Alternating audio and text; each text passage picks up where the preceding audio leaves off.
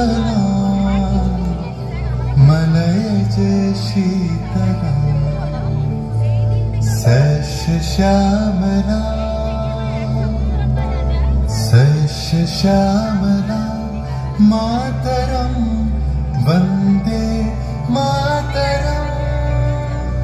1908 সালের 11ই আগস্ট কিংসফোর্ডে বন্দে মাতরম বলার দোষে যে বালককে বেত মারার হুকুম দিলেন ব্রিটিশ সরকার, তারই পক্ষে দাঁড়িয়ে ক্ষুদিরাম বসু ও প্রফুল্ল চাকি সাহেবের ফিটন গাড়ি লক্ষ্য করে বোমা চালালেন মুজফ্ফরপুরে। সাহেব নিহত হলেন না, তবু নাবালক ক্ষুদিরামকে ফাঁসির হুকুম দেয়া হলো। জননী গুলহ তুলে বক্ষে শান্তন বাস দেহ তুলে চোখে কাঁদিছে তব চরণ তলে 30 কোটি নর নারী।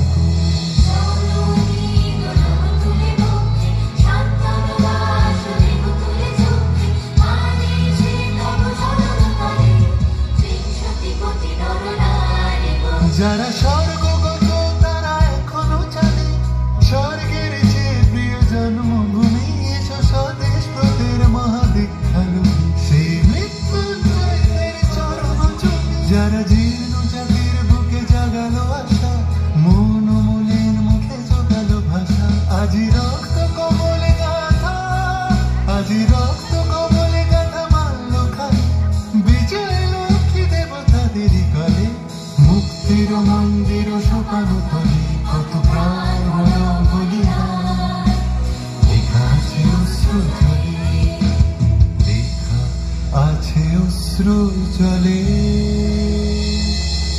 9 সেপ্টেম্বর 1915 ইংরেজদের সঙ্গে সম্মুখ সমরের স্বাধীনতা ছিনিয়ে নিতে অস্ত্র আনার পরিকল্পনা করেন যতীন্দ্রনাথ মুখোপাধ্যায়।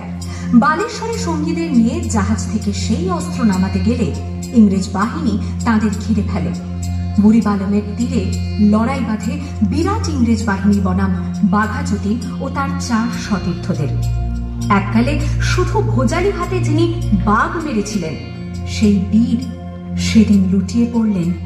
আমি হাসি হাসি পড়ব ফাঁসি দেখবে ভারতবাসী ও মা হাসি হাসি পড়ব ফাঁসি দেখবে ভারতবাসী।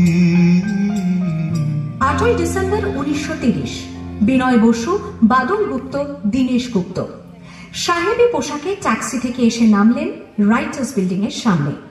সোজা উঠে গেলেন দোতলায়। সামনেই সিমসনের ঘর। দ্বাররক্ষীকে ঠেলে ঢুকে গেলেন ভেতরে। বন্দুকের আওয়াজে গর্জে উঠল রাইটার্স। লুটিয়ে পড়লেন সিমসন। এরপর রাইটার্স বিল্ডিং এর অলিন্দ বারবার গর্জে উঠল বিপ্লবীদের গুলির শব্দে। তারপর টেগার্ড সাহেব তার বাহিনী নিয়ে ঘিরে ফেললেন বিনয়, বাদল, দীনেশকে।